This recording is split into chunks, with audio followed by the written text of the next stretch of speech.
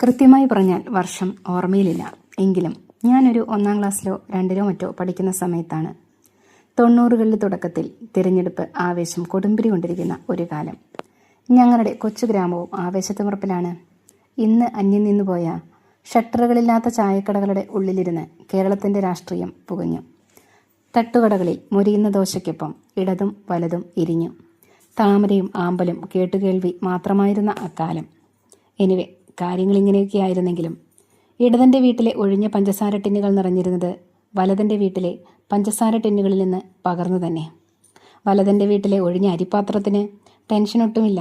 ഇടതൻ്റെ വീട്ടിലെ അരിപ്പാത്രം പകുതിയോളമെങ്കിലും നിറഞ്ഞിരിപ്പുണ്ടെങ്കിൽ.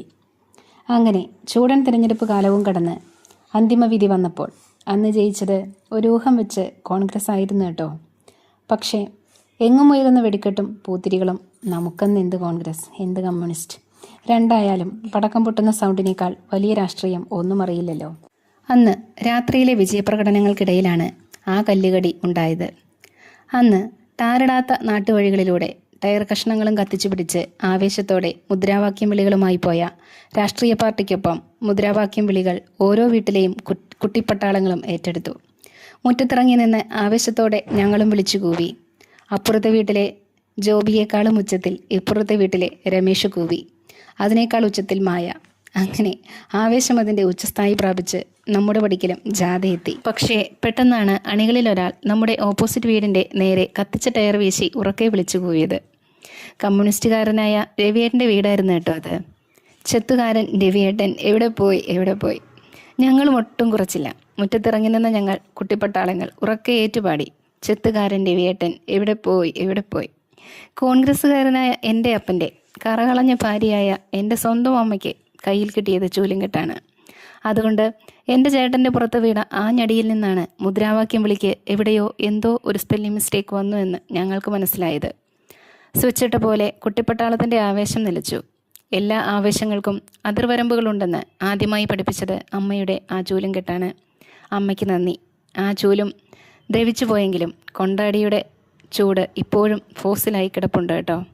അന്നത്തെ മുറ്റവും ടാറിടാത്ത റോഡുകളും രവിയേട്ടനും എൻ്റെ കൂട്ടുകാരിയായിരുന്ന രവിയേട്ടൻ്റെ മകൾ രജിതയും ഇന്ന് എവിടെയാണോ എന്തോ. തിരിച്ചു വരാത്ത ഒരു കുട്ടിക്കാലം, ഓർമ്മകൾ മാത്രം അവശേഷിപ്പ്. കാലുകളിൽ പറ്റുന്ന പൂഴിമണ്ണൊന്നും ഹൃദയത്തിൽ തൊടാത്ത ഒരു പളങ്ക് പോലത്തെ ഒരു കുട്ടിക്കാലം. ഊഞ്ഞാലാടിക്കളിച്ച നമ്മുടെ ആ വലിയ മാവിൻ ചൂടും ഇന്നും ഉണ്ടാകുമോ എന്തോ, ആർക്കറിയാം. എനിവേ, ആരുടെയോ പൊട്ടബുദ്ധിയിലുദിച്ച, ഒരുപക്ഷെ വെള്ളത്തിൻ്റെ പുറത്താണോ എന്തോ, ആ മുദ്രാവാക്യം വിളിക്ക് രാവിലെ തന്നെ എല്ലാവരും രവിയേട്ടൻ്റെ വീട്ടിലെത്തി സോറിയും പറഞ്ഞ് ചായയും കുടിച്ച് പിരിയുമ്പോൾ അടുത്ത 5 വർഷങ്ങൾക്കിപ്പുറം രവിയേട്ടന് മുദ്രാവാക്യം വിളിക്കാനുള്ള അവകാശവും കൽപ്പിക്കപ്പെടുകയായിരുന്നല്ലോ. പക്ഷേ പിന്നീടൊരിക്കലും അത്തരം മുറിവുകൾ ആ നാട്ടുവഴിയിലെവിടെയും കണ്ടില്ല. മനുഷ്യനെ സ്നേഹിക്കാൻ പഠിപ്പിച്ച ഒരു നല്ല കാലത്തിൻ്റെ ഓർമ്മയ്ക്കായി ഈ വീഡിയോ ഇവിടെ കിടക്കട്ടെ. മറ്റൊരു വീഡിയോയുമായി നമുക്ക് വീണ്ടും കണ്ടുമുട്ടാം. ഇപ്പോൾ ഉയർന്നു കേൾക്കുന്ന ചില മുദ്രാവാക്യം വിളികളിൽ ആർക്കെങ്കിലും എന്തെങ്കിലുമൊക്കെ ബുദ്ധിമുട്ട് തോന്നുന്നുണ്ടോ? ഉണ്ടെങ്കിൽ നിങ്ങളിലും മരിച്ചുപോകാത്ത ഒരു നന്മ അവശേഷിക്കുന്നുണ്ട് കേട്ടോ. ഇത്തരം റിയൽ ലൈഫ് സ്റ്റോറീസ് നിങ്ങൾക്കും ഇഷ്ടപ്പെടുന്നുണ്ടെങ്കിൽ സബ്സ്ക്രൈബ് ചെയ്യാനും ലൈക്ക് ചെയ്യാനും മറക്കരുത് കേട്ടോ. അപ്പോൾ വീണ്ടും സന്ധിക്കും വരേക്കും വണേക്കും.